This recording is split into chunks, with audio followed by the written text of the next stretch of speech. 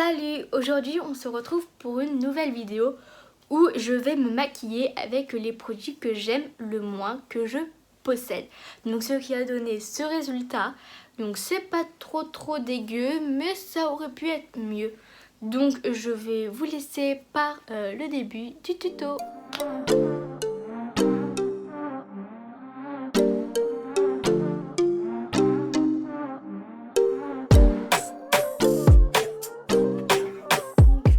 On va commencer par le fond de teint car je n'ai pas de base pour le teint. Et avec mon éponge préalablement humidifiée, je vais prendre donc un fond de teint en mousse, tout simplement parce que je trouve que c'est lui le moins pratique à utiliser.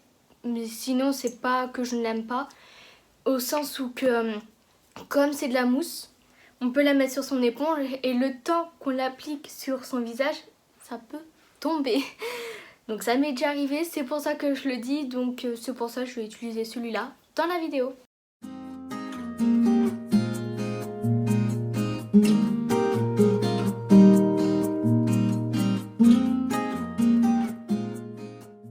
Je trouve que le fond de teint a l'air d'être plus foncé en vrai qu'en caméra. Du coup je le descends un peu dans mon cou. Bon, j'aime bien le rendu, il n'est pas extrêmement couvrant, de toute façon j'ai aucun fond de teint qui est réellement couvrant. Tout simplement parce que j'en ai pas encore acheté des couvrants.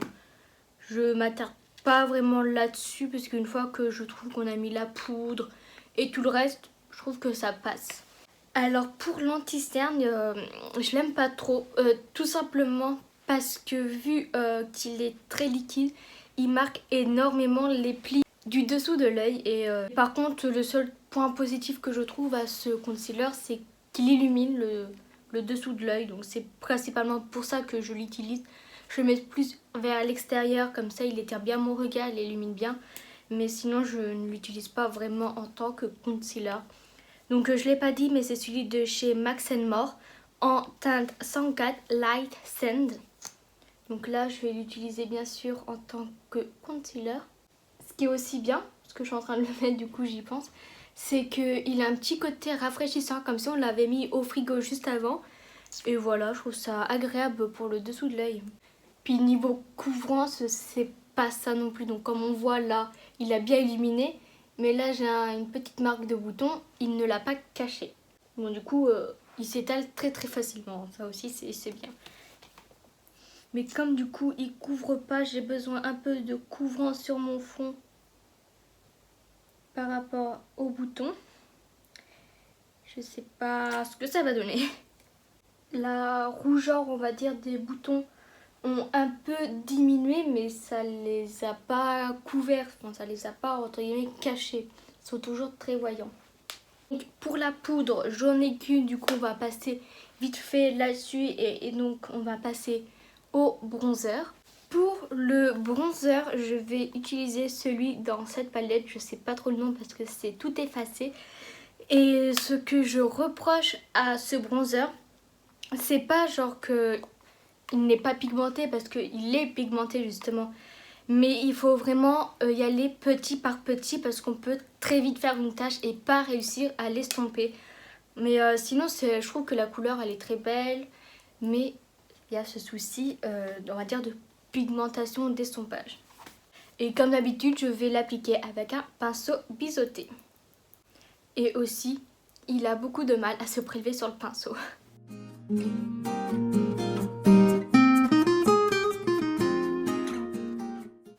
Mais sinon, comme on peut le voir, la couleur est très jolie, c'est bien estompé. Enfin, c'est vraiment un joli bronzer sinon, mais il faut vraiment y aller petit à petit parce que ça peut tourner vite aussi à la catastrophe.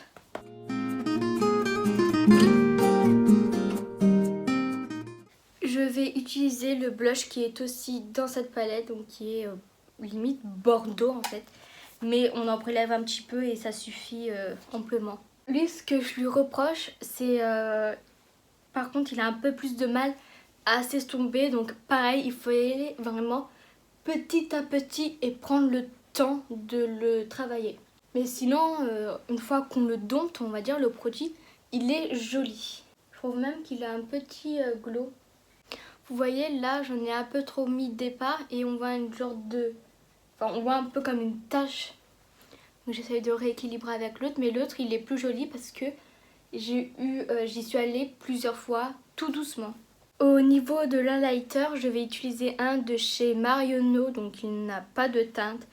Et ce que je reproche à ce produit, c'est d'être extrêmement poudreux pour pas tant de résultats que ça. Donc je sais pas si je vais réussir à vous le montrer. Enfin, je sais pas si j'ai bien montré, mais c'est pas grave. En tout cas, il est poudreux. Je pense qu'on peut le voir. Non, on ne voit pas en fait. On croit qu'il est sale. Mais il y a plein de poudre dans le bouchon sur les contours. Parce qu'il est vraiment poudreux. Bon là, oui, ici, il y a quand même pas mal de résultats. Mais c'est pas le plus beau, hein. Franchement, il marque bien, on voit bien les irrégularités de la peau. Selon la couleur, elle va bien pour mon teint. En même temps, je prélève quand même pas mal de produits sur mon pinceau. Donc c'est ce qui fait qu'il y a quand même un gros résultat. Donc on a fini pour le teint. Au final j'ai quand même un beau teint à part le petit couac du blush. Mais c'est pas des mauvais produits, c'est juste que j'ai mieux chez moi. On va passer aux yeux. Donc on se retrouve d'un peu plus près. Et pour cette vidéo j'ai décidé de prendre une palette de chez Essence, la Born Awesome. Donc voilà. Je trouve que les couleurs qui sont dedans sont quand même pas mal jolies. Donc on peut voir que je l'ai pas mal utilisée. Ça faisait partie de l'une de mes premières palettes. Donc j'avais presque que ça pour me maquiller. Donc moi elle me convenait très très bien à l'époque. Mais je la trouvais déjà aussi pas vraiment pigmentée. Mais je l'ai quand même bien utilisée comme on peut le voir. Il y a juste Fard en fait, je m'en servais d'highlighter parce que je trouvais que la couleur était bien et que c'était un gros pan, donc je me suis dit pourquoi pas. Et de toute façon c'est une palette pour les yeux et pour la figure, donc voilà. Et en complément j'ai pris un petit quatuor de fard, donc pareil que j'ai bien creusé parce que ça faisait partie de mes tout premiers, donc j'avais que ça du coup, donc je m'en servais souvent, de chez Max More. Voilà, on va commencer. Elle est un peu sale mais j'ai une base de chez Max More aussi qui est censée hydrater et en fait je ne vois aucun effet avec. Si j'appliquais rien c'était exactement pareil. Donc on va l'appliquer en vidéo. Ça fait vraiment très très longtemps que je ne l'ai pas utilisé d'ailleurs. C'est rare que je laisse autant un produit de côté. Donc je pense bien à l'étirer vers l'extérieur de l'œil et monter jusqu'au sourcil pour faciliter l'estompage par la suite. Je vais commencer par prendre le fard orangé de la palette et l'appliquer dans mon creux de paupière. Donc déjà vous pouvez voir que le fard est assez en transparence. Donc j'essaie d'y aller plusieurs fois dans le pan pour essayer d'avoir un minimum d'opacité. C'est bizarre parce qu'il rend plus pigmenté à la caméra qu'en vrai. Bon, c'est pas grave. Avec un pinceau plus précis, je vais prendre la couleur la plus foncée de la palette qui est ce bordeaux. Je sais que ça teinte, si je l'aurais en plus pigmenté, j'aurais été tellement contente parce que je la trouve vraiment jolie. Et je l'applique dans mon creux de paupière.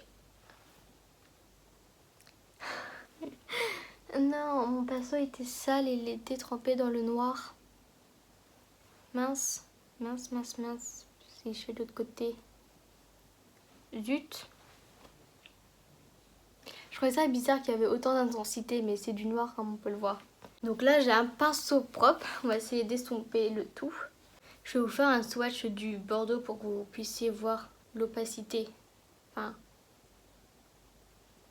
voilà. Ça parle de lui-même, quoi. Bon. Avec le marron foncé de la palette, donc celui-là, je vais essayer de rattraper les choses en l'appliquant dans mon coin externe. Enfin, la pigmentation pareil n'est pas au rendez-vous et j'étire dans le creux de paupière.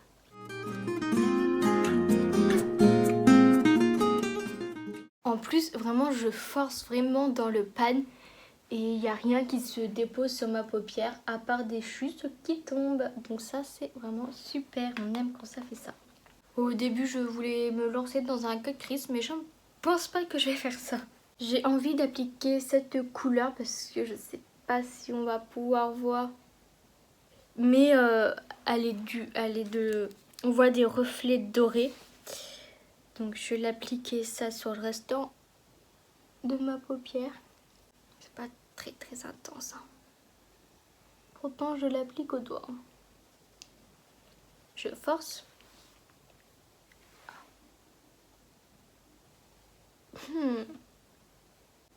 Je vais essayer d'appliquer un peu par-dessus. Bah, celle-là, tiens. Parce que je sais qu'en highlighter, je la trouvais jolie. On la voit déjà plus. Hein. C'est pas le fard de l'année, mais on la voit déjà plus. Ensuite, dans mon coin interne, je vais appliquer la couleur la plus claire qui est ici pour l'illuminer. Il faut vraiment que j'enlève toutes ces chutes parce qu'il y en a vraiment partout. Je vais utiliser le pinceau où j'ai appliqué le marron, reprendre du marron et le déposer à mon ras des cils.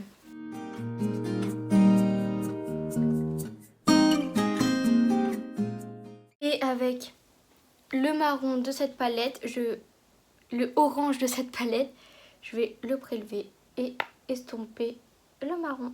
Et par contre là, je vais jusqu'au coin externe. Avec un pinceau plat, je vais prendre le beige, donc ici de la palette, et l'appliquer sous mon arcade sourcilière. Comme ça, je termine l'estompage et j'illumine mon dessous de sourcil. Et tant que j'y suis, je vais terminer l'estompage avec le beige en dessous. Recourber mes cils, j'ai qu'un recourbeur, donc ça va aller vite. Avant d'appliquer le mascara, j'ai un liner de chez You Are Cosmétique en gel.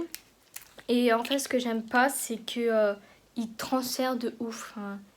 Il tient pas en place, il n'est absolument pas waterproof. Je sais plus quand je l'ai acheté si c'était une de ses particularités d'être waterproof. Mais même si c'est pas marqué, il coule vachement trop vite. Donc je pense que je vais juste faire un trait au ras des cils. Puis en plus, j'arrive pas à m'en servir. Je le trouve pas assez, on va dire, liquide pour bien s'en servir.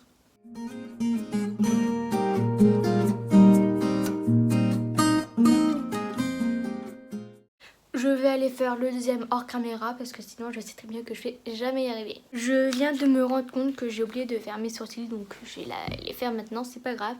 Je vais utiliser le crayon à sourcils de chez Révolution. Donc je vais commencer par brosser mes sourcils et en fait en règle générale je n'aime pas les crayons. Je trouve que ça fait pas un rendu naturel et celui-là je le trouve quand même pas mal gras. Donc voilà, et il a une grosse mine comme ça. Ça c'est pas ce qui me gêne le plus à vrai dire. J'ai essayé de les faire en légèreté parce que comme je vous ai dit il est assez gras. Et j'aime pas trop ça. J'ai ma frange qui me gêne.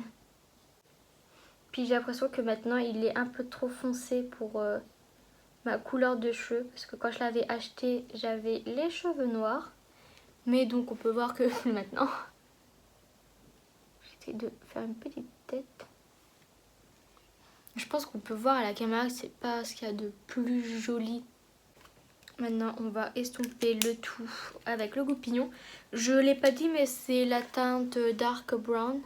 Donc, me voilà normalement avec deux liners plutôt symétriques. Je suis assez fière de moi et assez droit. J'ai pas fait exprès de le faire comme ça, mais c'est pas plus mal. Mascara, c'est aussi un de chez You Are Cosmétique qui est censé apporter du volume. Donc déjà, je ne trouve pas qu'il apporte du volume. Pendant l'application, je trouve qu'il apporte... de la longueur, mais elle retombe peu de temps après. Et si je ne dis pas de bêtises, il est censé être waterproof, ce qui est absolument pas le cas. Par exemple, quand je porte le masque, ne serait-ce un quart d'heure, je sens que mes cils, ils ont été tout humidifiés, donc avec quand on respire.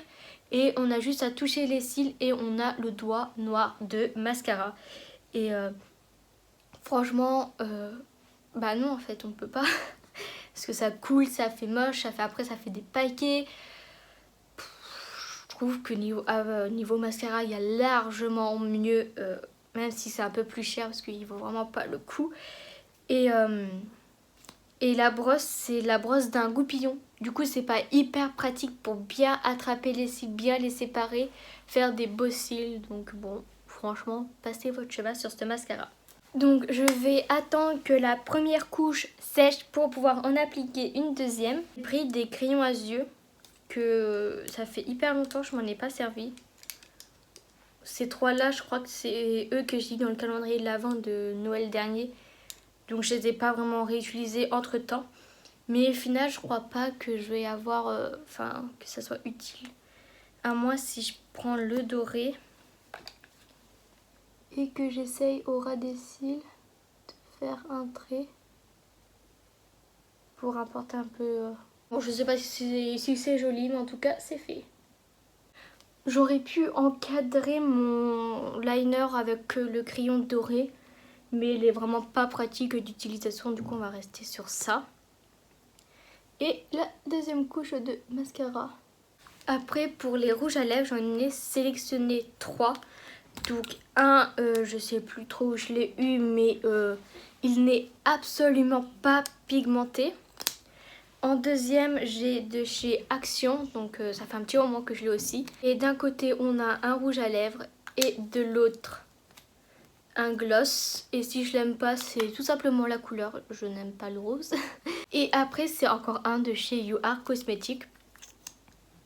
Alors l'application et l'odeur très très bien, mais je trouve qu'il assèche un peu trop les lèvres et il n'est pas très opaque et on peut pas superposer trop les couches, ça ne fonctionne pas trop. Donc je vais appliquer celui de chez You Are Cosmetics parce que je trouve que c'est celui qui va le mieux avec le maquillage que j'ai fait. Je vais essayer de l'appliquer sans contour et franchement c'est dommage parce que c'est vraiment une très très belle couleur. Donc pour l'instant, j'ai pas prélevé énormément de matière sur mon pinceau pour bien faire le contour et éviter de trop déborder. On va pas voir en caméra, j'essaie de rapprocher. Voilà la fin d'une application qui n'est absolument pas homogène. Je crois qu'on peut le voir. C'est dommage parce que c'est une très belle couleur, hein. Je vais attendre un peu qu'il sèche et je vais essayer d'en réappliquer une deuxième couche. Je pense qu'au pire, pour utiliser ce rouge à lèvres qui est quand même pas mal asséchant, c'est de rajouter un gloss par-dessus. Ce qu'il faut. Après, du coup, le but du rouge à lèvres qui est mat, il n'y a plus d'intérêt.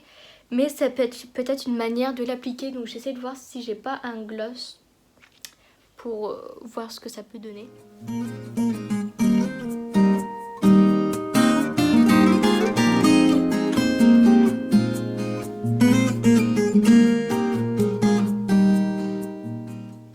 On se retrouve pour la conclusion de la vidéo. J'espère du coup qu'elle vous aura plu. Et si vous avez des produits en commun avec moi, soit que vous êtes d'accord avec moi, vous aimez pas, ou alors au contraire que vous aimez bien, je serais quand même assez curieuse de savoir tout ça dans les commentaires.